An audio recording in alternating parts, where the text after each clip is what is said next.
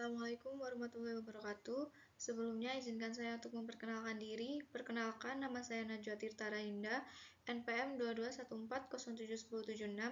Di sini saya akan menjelaskan materi tentang dua langkah bensin, mata kuliah motor bakar dan traktor pertanian yang diampu oleh Bapak Dr. Marelli Telaumbanua, STP MSc.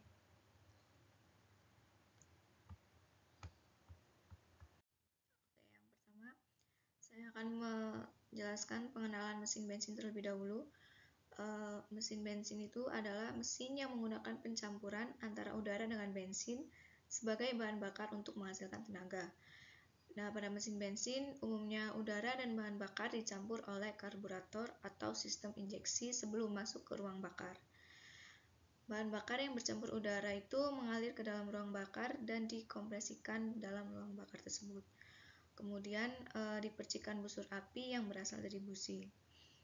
Nah, mesin bensin ini pertama kali ditemukan oleh ilmuwan asal Jerman, yaitu Nikolaus Otto. Hasil temuannya itu kemudian disempurnakan oleh Karl Benz pada tahun 1886 untuk diterapkan pada mobil buatannya. Mesin bensin ini juga menjadi salah satu mesin yang paling umum digunakan. Oke, next. Selanjutnya kita bahas tentang pengertian motor bakar dua tak ya. Motor bakar dua tak itu adalah mesin pembakaran yang hanya memerlukan dua langkah untuk proses pembakarannya. Selain itu, ada dua proses atau dua langkah yang terjadi hampir bersamaan dalam mesin dua tak ini. Jadi kalau motor bakar dua tak itu dia proses pembakarannya hanya dua langkah atau dua proses. Berbeda kalau empat tak itu empat proses ya. Dari namanya saja sudah bisa kita lihat kalau dua tak itu hanya dua, kalau empat tak itu baru empat. Nah, motor bakar dua tak ini menggunakan bahan bakar gasoline. Nah, salah satu contoh motor bakar dua tak itu ya di sekitar kita, di sekeliling kita itu motor RX King atau Ninja RR, itu dia pakai mesinnya mesin dua tak.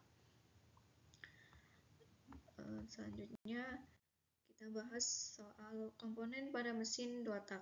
Di sini komponennya itu banyak, cuman saya akan membahas hanya 10 komponen saja. Komponen yang pertama itu ada cylinder head atau kepala silinder. Ini salah satu contoh gambar cylinder head atau kepala silinder. Pasti kalian bertanya, apa sih kepala silinder ini? Kepala silinder ini atau cylinder head itu komponen dalam mesin pembakaran yang diikat oleh baut khusus. Ini komponen dalam pembakaran yang diikat oleh baut khusus. Terus salah satu peran dari cylinder head ini itu menghasilkan tenaga mesin pada ruang pembakaran. Jadi cylinder head itu menghasilkan tenaga pada ruang pembakaran. Terus bekerjanya juga mengatur aliran udara, bahan bakar, dan gas buang di dalam ruang bakar. Oke, yang kedua itu ada block cylinder. Block cylinder ini sebagai tempat naik turunnya piston di dalam ruang bakar ya. Jadi dia sebagai tempat untuk piston naik turun atau naik turunnya piston. Nah, pada mesin dua tak ini kan lubang masuk, buang, dan bilas pada bagian dinding luar blok silinder akan dilengkapi dengan sirip-sirip jika sistem pendinginnya udara. Dia bagian sampingnya, bagian dinding luar, dia akan dilengkapi dengan sirip-sirip.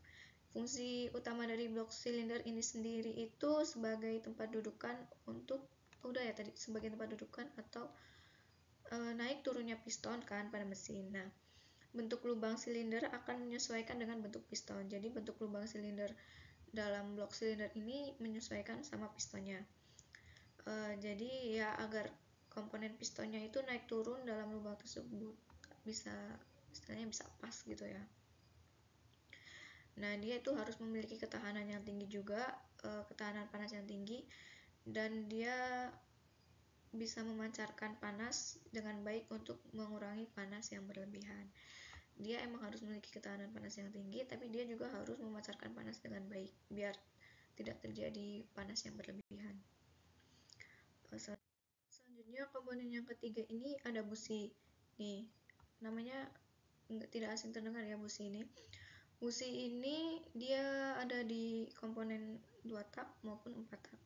busi ini sangat penting ya untuk proses pembakaran juga, karena busi itu untuk meneruskan tegangan listrik yang disalurkan oleh ignition coil dan dia itu membersihkan api yang akan membakar campuran udara dan bensin di ruang bakar. Jadi dia sangat penting di komponen motor bakar 2 tak maupun 4 tak. Dia fungsinya untuk membersihkan api di dalam proses pembakaran. Selanjutnya yang keempat ini ada piston. Nah, piston itu bagian utama dari mesin yang berfungsi sebagai bagian yang bergerak memompa bahan bakar dan udara ke dalam ruang bakar. Dia memompa bahan bakar dan udara ke ruang bakar. Jadi dia juga penting dalam mesin bakar 2 tak maupun 4 tak. Nah, piston cara kerja piston ini sendiri itu naik turun dalam silinder. Dia bekerja naik turun di dalam silinder. Selanjutnya yang kelima, komponen yang kelima itu ada ring piston. Ring piston ini mencegah terjadinya kebocoran oli. Jika kondisi ring piston ini sudah buruk, ya olinya bakalan lebih boros. Jadi olinya itu bisa bocor gitu. Nah, kebocoran oli itu membuat oli jadi cepat masuk ke ruang bakar ketika ring piston bergerak. Nah, kebocorannya membuat oli jadi cepat masuk ke ruang bakar ketika ring piston bergerak. Gerakan tersebut dapat mengakibatkan oli naik ke dalam ruang bakar. Jadi kalau oli masuk ke ruang bakar itu kondisinya itu sudah tidak baik lagi ya ruang bakarnya, tidak sempurna proses pembakarannya.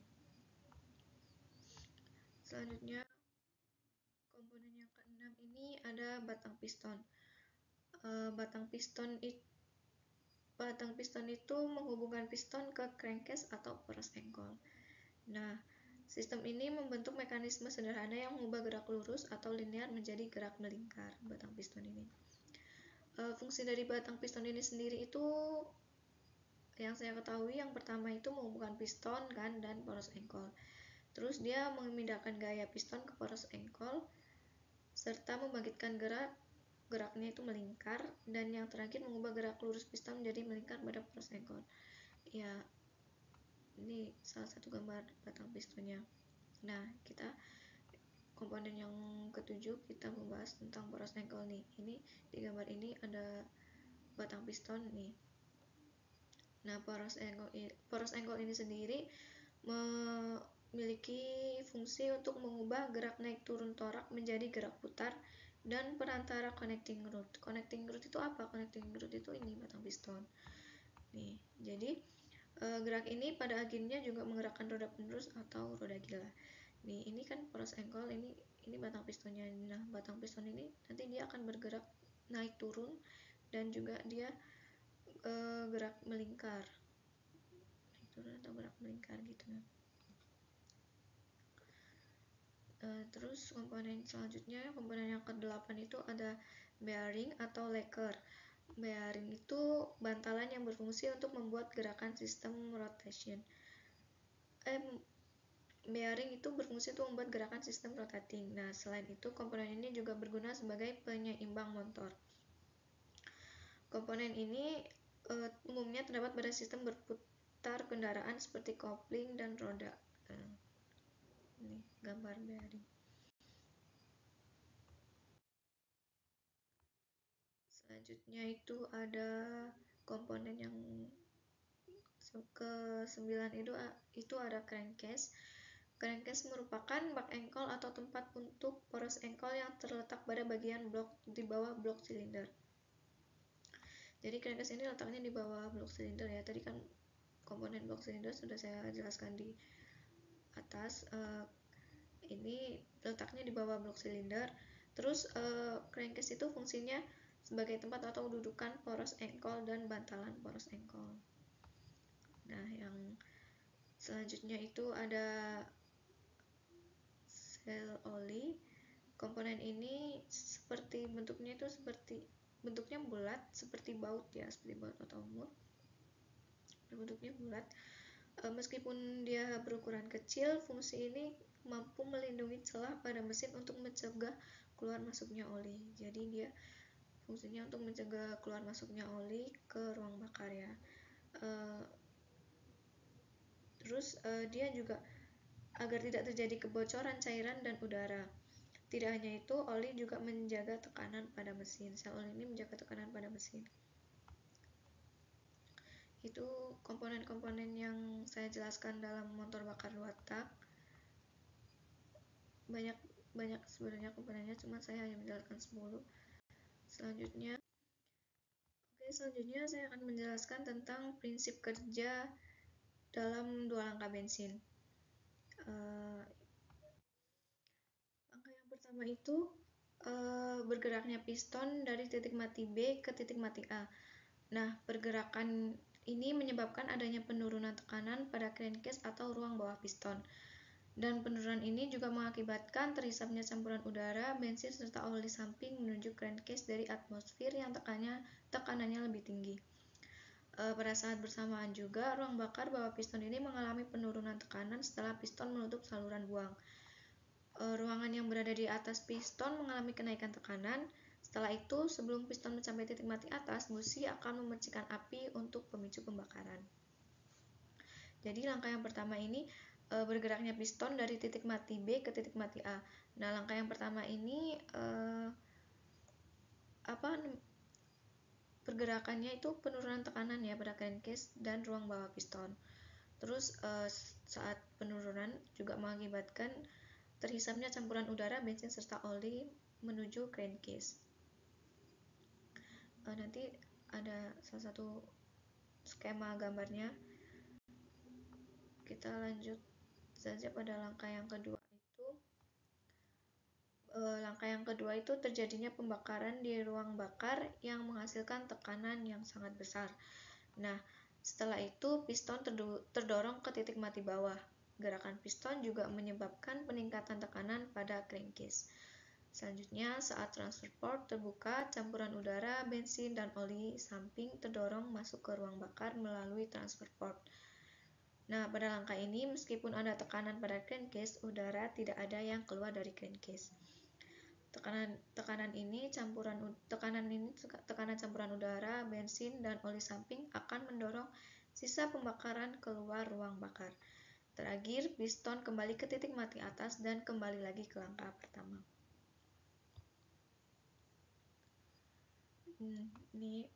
Ini langkah yang kedua ya. Ini salah satu skemanya. Oke, jadi ini salah satu skema cara kerja mesin 2 tak ya. Yang pertama itu kan tadi kan bergeraknya piston dari titik mati bawah ke titik mati atas. Nih, pergerakan ini menyebabkan adanya penurunan tekanan pada crankcase atau ruang bawah piston. Nah, terus di sini itu langkah yang pertama itu kan terhisapnya campuran udara, bensin, oli ya dari oli samping menuju crankcase dari atmosfer ya. Ini kan dia di sini tuh terhisapnya campuran udara, bensin, dan oli samping.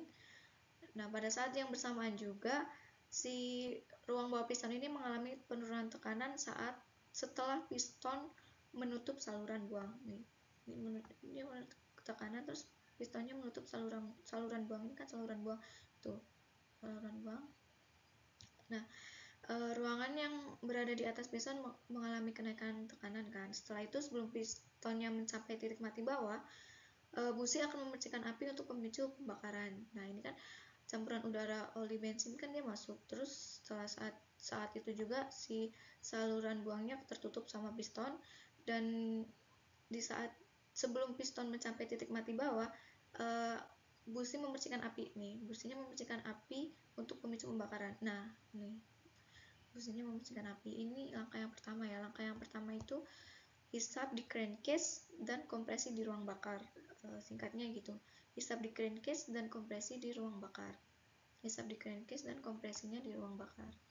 Terus langkah yang kedua, terjadinya pembakaran di ruang bakar yang menghasilkan tekanan sangat besar. Nah, setelah itu piston terdorong ke titik mati bawah. Nah, gerakan piston ini juga menyebabkan peningkatan tekanan pada crankcase. Terus saat transfer port terbuka, campuran udara, bensin, dan oli samping terdorong masuk ke ruang bakar melalui transfer port. Pada langkah ini, meskipun ada tekanan pada crankcase, udara tidak ada yang keluar dari crankcase. Tekanan ini mendorong sisa pembakaran ke ruang bakar.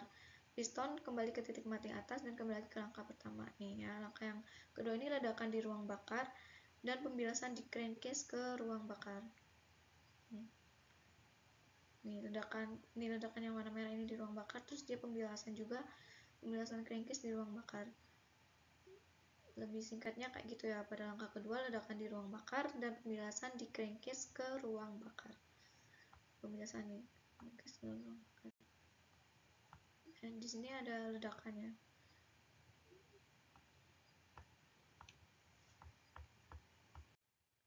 Selanjutnya, kelebihan dan kekurangan dua langkah bensin. Kelebihannya itu yang pertama hasil tenaganya lebih besar ya dibandingkan mesin 4 tak. Terus yang kedua itu mesin 2 tak lebih kecil dan ringan dibandingkan mesin 4 tak. Yang ketiga mesin 2 tak lebih murah biaya produksinya karena konstruksinya yang sederhana. Setelah itu ada kekurangannya. Kekurangan mesin 2 tak itu yang pertama efisiensi bahan bakar lebih rendah dibandingkan mesin 4 tak. Mesin 2 tak memerlukan pencampuran oli dengan bahan bakar. Nah, terus mesin 2 tak menghasilkan polusi udara lebih banyak tuh.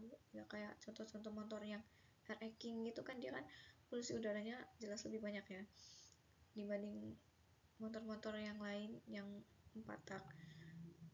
Terus kekurangannya yang keempat itu pelumasan mesin 2 tak tidak sebaik mesin 4 tak. Jelas ya. Karena dia juga sangat sederhana yang 2 tak.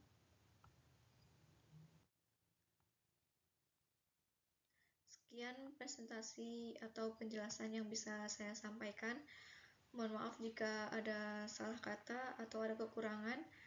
Semoga materi yang saya sampaikan ini bermanfaat. Kurang atau lebihnya saya mohon maaf. Saya akhiri. Wassalamualaikum warahmatullahi wabarakatuh.